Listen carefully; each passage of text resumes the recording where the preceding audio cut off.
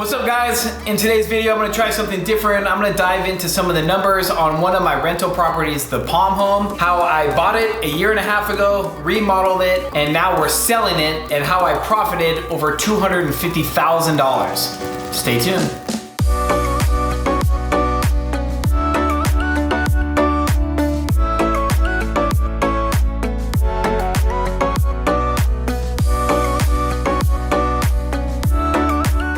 Okay, I haven't made one of these videos before, and I haven't really been this open and honest with my numbers and how I buy my properties and kind of what I've been up to for the last 2 years. So bear with me, don't rip me on the comments if I'm off a little bit and I don't disclose everything. Gonna give you enough information you guys can make your own decisions.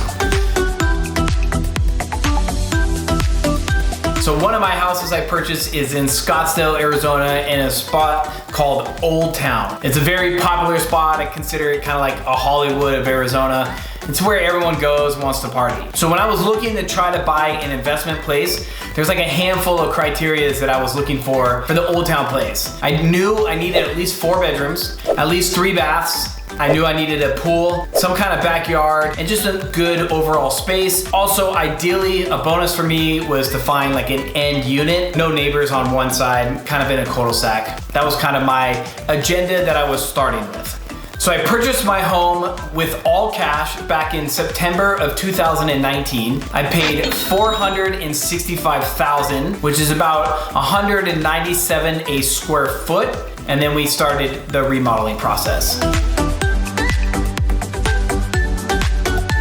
Now, usually when I buy a house, I always try to find a fixer-upper. So this place was a major fixer-upper. It was in really bad shape and just needed a lot of work. To me, that's always like a really fun project. And at the time, I had a great team. So I was ready for the challenge of trying to rebuild this place and give it a life. You can see in the photos here that the place is really run down. You can see the kitchen is really bad. We had a wall between the kitchen and the living room.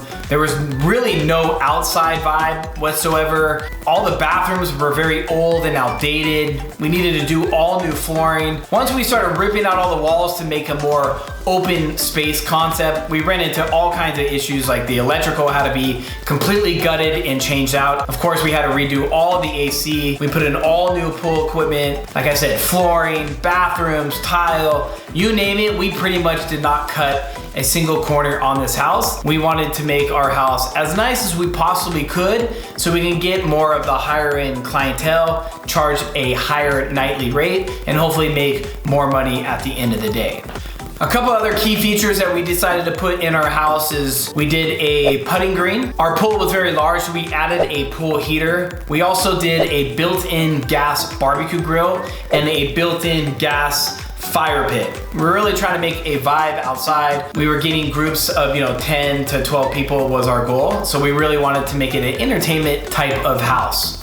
At the time, we worked with a great contractor who really specialized in remodels for Airbnb. That was kind of his niche. So we started planning the day we wrote the contract and bought the house, waiting for things to close. And the day we closed is when we fully started remodeling on the house. Now, from start to finish, it took us about 5 to 6 months to complete the entire remodel project, and it cost us $250,000 to fully gut and bring the house to a luxury style Airbnb.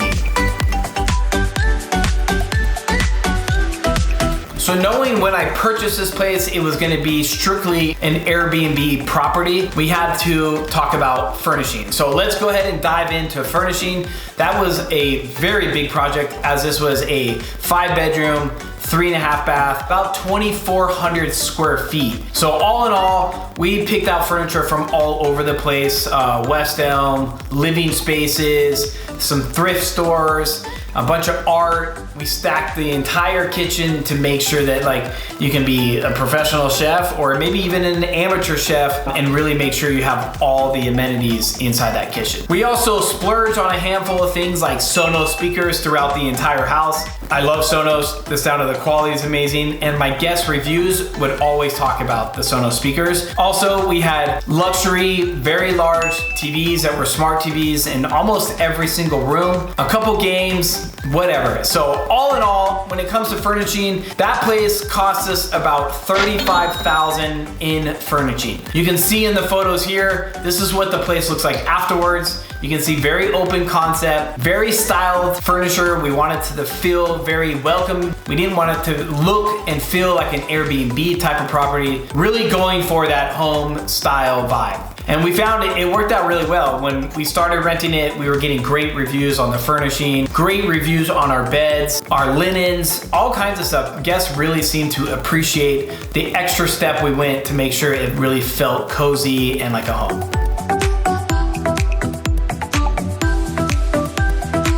So now that the place was fully furnished, it's time to prep it to get it ready for Airbnb. So it took us about 6 months to get everything ready, and then we were ready to launch on Airbnb. We launched Airbnb right when COVID hit, so the first like 5 months, we really didn't know what to do. We were very stressed out. So we went ahead and rented it to a long-term traveling nurse for about, I think 5 or 6 months, and basically just to cover our costs. We gave her a great deal. We used some of it as a write-off, and we gave her a great space at pretty much cost.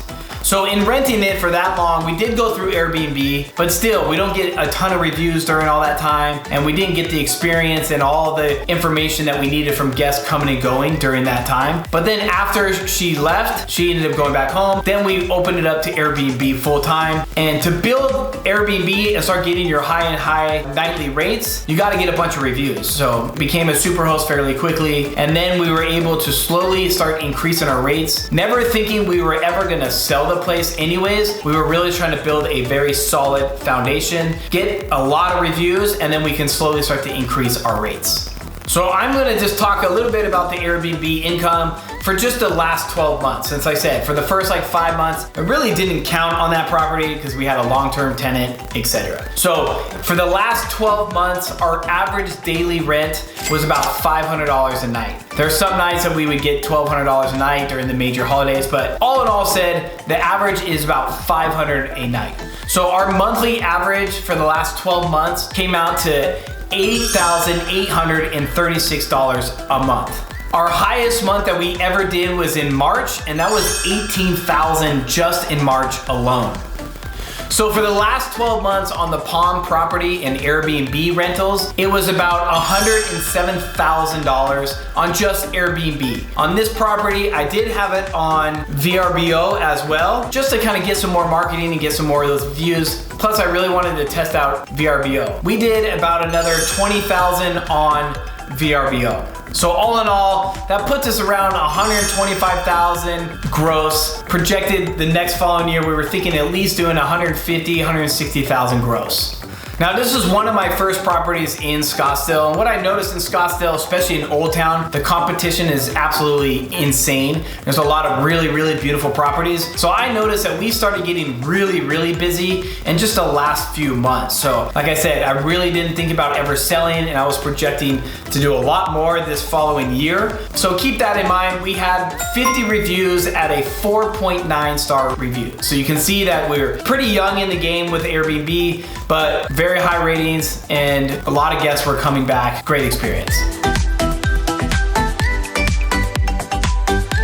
Now let's talk a little bit about selling the property. Usually when I buy an Airbnb, I don't even remotely start thinking about selling the property for about 5 years, possibly 8 years, and then I'll start looking at the numbers if it makes sense to sell. But in Arizona right now, the market is absolutely crazy. Not only that, it's very hard to get work done. So if you want to buy a fixer-upper, it's gonna cost you 4 times the amount of money and the amount of time. It's just almost impossible to get that stuff done. So my partner and I decided, hey, why not try to put this on the market, see what we can get. If we get what we want, then let's go ahead and sell it.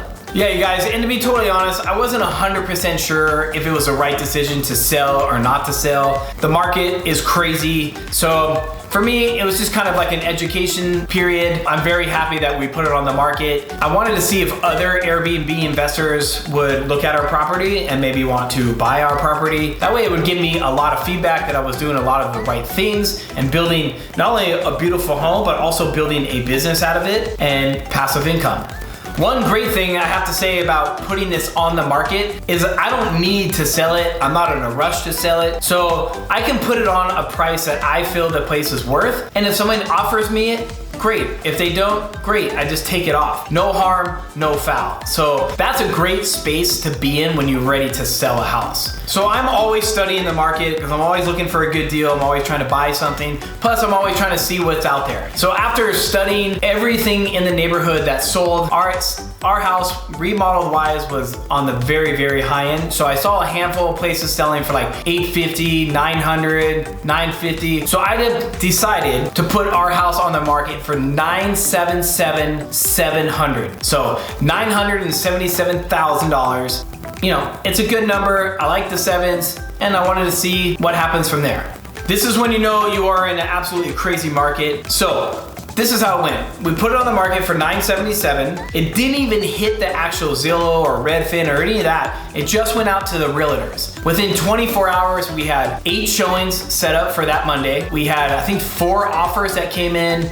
All really, really great offers. One of them was like a family and the rest were all Airbnb investors. So to me, that was like very, very exciting. And we were going live on Zillow and Redfin on that Monday. So basically, it came down to just the right offer, the right people, whatever. We ended up getting about 8 offers that all came in on the property. Then it started going over asking. We ended up selling it to another Airbnb investor and they gave us $995,000. Plus, they wanted to buy all the furniture and gave us another $15,000 for all the furniture, so we didn't have to do anything. I was absolutely blown away and really excited about this, but I also knew that my property was 100% worth it for that price. And the furniture, it's basically just a turnkey operation for the next Airbnb investor. Okay, I hope you guys are liking this video so far. If so, let me know in the comments. I can do this on a couple of my other homes, run you guys through the numbers, etc. But give me a thumbs up, subscribe, all that good jazz. And then let's go into the numbers real quick and do a strong recap. So just a quick recap. I purchased a home for $465,000. I did a remodel for $250,000. I furnished the entire place for $35,000. So all in, I'm in about $750,000 on this house back in 2019 of September. My short-term rental income for the last 12 months just on Airbnb was $107,000. Then we did another $20,000 on VRBO. So the last 12 months, we're about $120,000 in gross. And we sold the Palm House for $995,000 plus, like I said earlier, the $20,000 in furnishing. So the way I look at it, not too shabby for a year and a half of a lot of work. We ended up walking away with $265,000 on the sale. Of course, we have closing costs and realtor fees and all that other good stuff, but in general, $265,000 is not bad for a year and a half of work. All right, you guys, stay tuned because with that money, I am for sure looking for another vacation rental. I'm debating about waiting on the market. I don't know what the market's gonna do, but who knows? I'm definitely gonna find a fixer-upper, and hopefully I'll be able to show you guys that entire journey if that's something you guys are interested in, me going out looking for the homes and then starting that whole entire process. But anyways, thank you guys for tuning in. Sorry, it's been a little while since I made some videos, but I'm back!